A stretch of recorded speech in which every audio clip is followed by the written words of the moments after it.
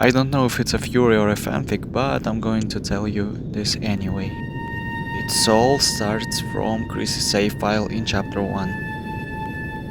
If we exist in this world only since Gunner Maker sequence, then it means that something else happened before. It means that before us, just like in Undertale, there was someone who was in control of this world, or at least someone shared a power upon this world with someone else. Just like we do now. All of you heard of Noelle being the second girl instead of Susie, but what if it's not the only one? You can say that's all just a stylistic decision, it has nothing more than that. But really now, look at this, those hands are identical. And the sword, it doesn't look like the one from the knight. It's rather fitting for Chris. I'm not saying that Chris is both the first hero and also the knight. There is someone else that looks just like Chris, and I'm of course referring to the vessel. Vessel really is the cage with the human parts. But what about the human soul? If the voice from the Gunner Maker never had our soul, then which would they decide to use? Of course it's Chris's soul, they just stole it. Chris without a soul could have been manipulated. They most likely become something like Flowey, and thanks to someone inspiration, maybe got to the point to fight the Fun Gang. Without a doubt, Noelle is the second hero. Fake Chris, Noelle and someone else has a similar goal in mind. They are all searching for death. And that's why the third hero is... First of all, Ralsei is a lonely monarch, and calling him a prince is weird, why not the king then? And then you remember that Asgore and Zoriel resemble their royal design. As their son, of course, Azriel is the prince.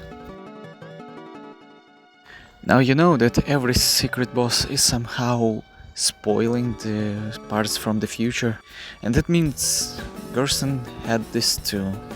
However, something bothers me. It doesn't even fit anywhere. Yes, the dragon is the Susie, that means that Susie was opposing the Fun Gang in chapter 1 after they defeat the king. What happened before is that Alphys asked for Chris and Noelle to go to get the chalk. And if Azrael wanted them to help find Death, he already told them about him being in Dark Worlds in the past. So when fake Chris and Noelle saw the weird looking dark room without walls, they immediately went to Azrael.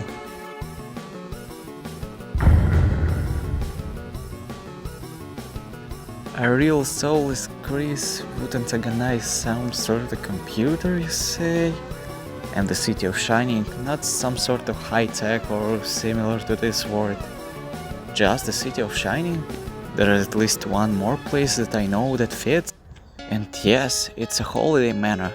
A place that turned into a dark world would have some glowing snow.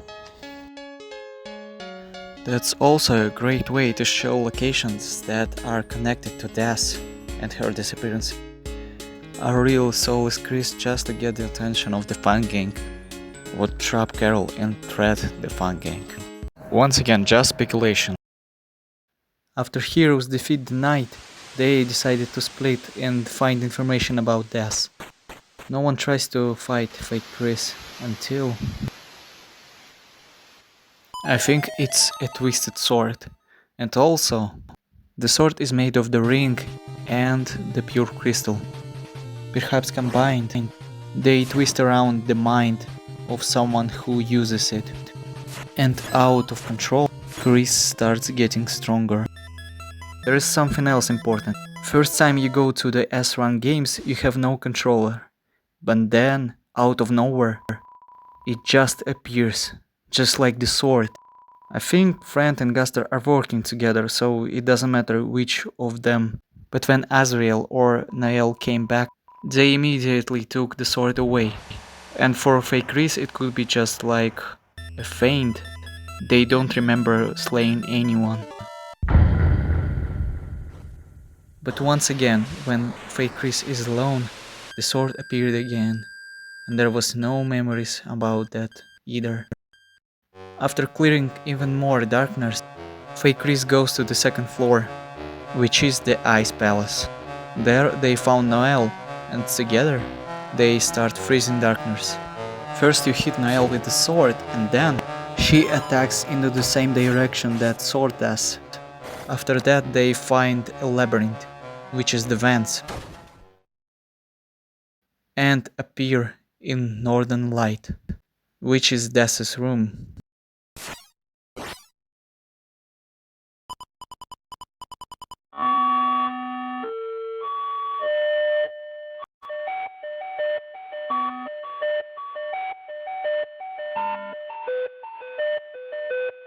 Azrael got there before them, and together they defeat Friend and take the code from the guitar. There's nothing unusual in chapter 4. Chris can create Gerson since Gerson wasn't their teacher at all. And instead we have Alvin. I don't know much about chapter 5. Before it starts, instead of Susie walking off, while seeing Sans and Soriel together, Azrael smashes the TV. And in the next day, there's another fountain in Flower King. In chapter 6, Rudy probably dies. Noelle is manipulated to create a dark fountain, and thus the roaring starts to happen. And what worse, Rudy probably didn't survive either way. That shatters her altogether. Her emotions took over her, and suddenly she creates such a big snow grave that takes the entire hometown. That's the moment when the other heroes arrive. Susie, Azrael, and fake Chris. At the same moment, there is someone else. Gaster, who is the angel. Explaining why he is the angel would take so much time. That's why I recommend to check this video.